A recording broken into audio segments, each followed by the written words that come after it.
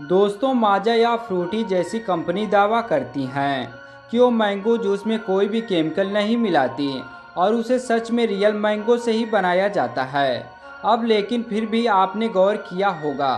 तो उस पर ऐसा क्यों लिखा होता है कि उसमें आर्टिफिशियल फ्लेवर ऐड किए गए हैं।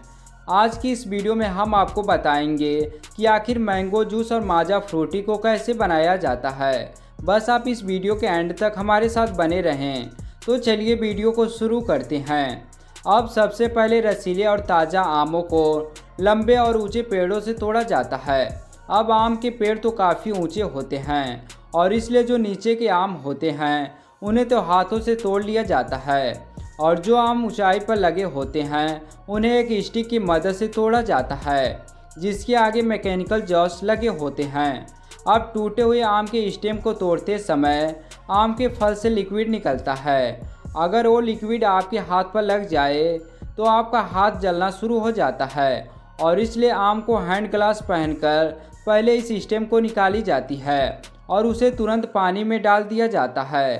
ताकि आम से निकलने वाली लिक्विड का टॉक्सिक इफेक्ट कम हो सके। अब कहीं ये पके हुए आम दबकर ख़राब ना हो जाएं, इसलिए आमों को बड़ी आराम से ग्रेड्स में भरकर फैक्ट्री के लिए रवाना कर दिया जाता है। अब मैंगोज़ को अनलोड करने के बाद इन्हें तुरंत दो तरह के वॉशिंग प्रोसेस से गुजारा जाता है, जिसमें कि दूसरी वाली वॉशिंग में एक रोलर होता है जिससे कि आम अच्छी तरह वॉश हो जाए। अब आमों पर मौजूद पॉलीफिनॉल्स ऑक्सीडेंट्स को रिमूव करने के लिए और आम का कलर और उसका फ्लेवर इम्प्रूव करने के लिए आम को गर्म पानी में 3 से 5 मिनट के लिए रखा जाता है और इस प्रोसेस को प्री हीटिंग और सॉफ्टनिंग प्रोसेस कहा जाता है। अब इसके बाद इन मीठे और पके हुए आमों को कन्वेयर बेल्ट पर उतारा जाता है और वहीं से 40 से 50 वर्कर इन सभी आमों का विजुअल इंस्पेक्शन करते हैं। वो इन डैमेज आमों को चेक करते रहते हैं और अगर कोई भी आम अच्छी क्वालिटी का नहीं है और या फिर डैमेज हो गया है तो उस आम को कन्वेयर बेल्ट से बाहर कर दिया जाता है और जो बचे हुए आम हैं वर्कर उनके टिप्स या ऊपरी भाग को काट देते हैं। अब इसके बाद इन आमों को एक डेस्टॉनिक मशीन में भेज दिया जाता है जहां पर ये मशीन एक बहुत ही अच्छी तरीके से आमों की गुठलियां और उनके छिलकों को अलग कर देती है और इसके बाद कहीं जाकर इन आमों को एक एक्सट्रैक्टर मशीन में डाल दिया जाता है जहां से इन आमों का जूस निकाला जाता है। आपको शायद ना पता हो कि इस प्रोसेस में दो तरह के जूसेस की कैटेगरी बनती है, विथ पल्प और विथआउट पल्प,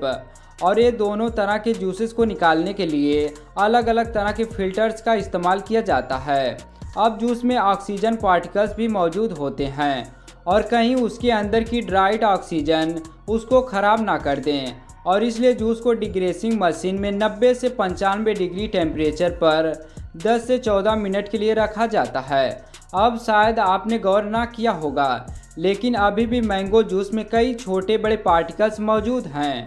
और उनकी डेंसिटी सेम नहीं है। अब इसलिए लिक्विड को और भी ज़्यादा बारीक करने के लिए इसे एक होमोजेनाइजर मशीन में डालकर 20 से 25 मेगापास्कल के प्रेशर में 2 से 3 बार होमोजेनाइज किया जाएगा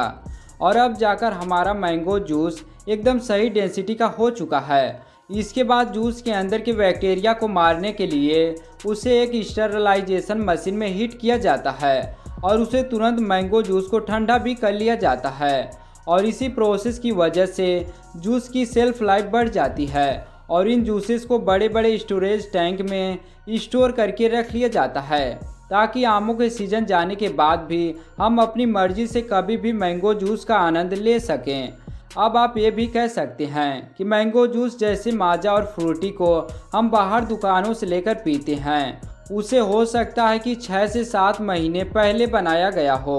और जूस को इतना टाइम स्टोर करने का एक नुकसान यह है कि जूस अपना फ्लेवर लूज करने लगता है और इसलिए जूस का टेस्ट मेंटेन रखने के लिए कंपनी को इसमें आर्टिफिशियल फ्लेवर ऐड करने पड़ते हैं और यही वजह है कि बोतल के पीछे उसमें आर्टिफिशियल एडेड फ्लेवर लिखा जाता है।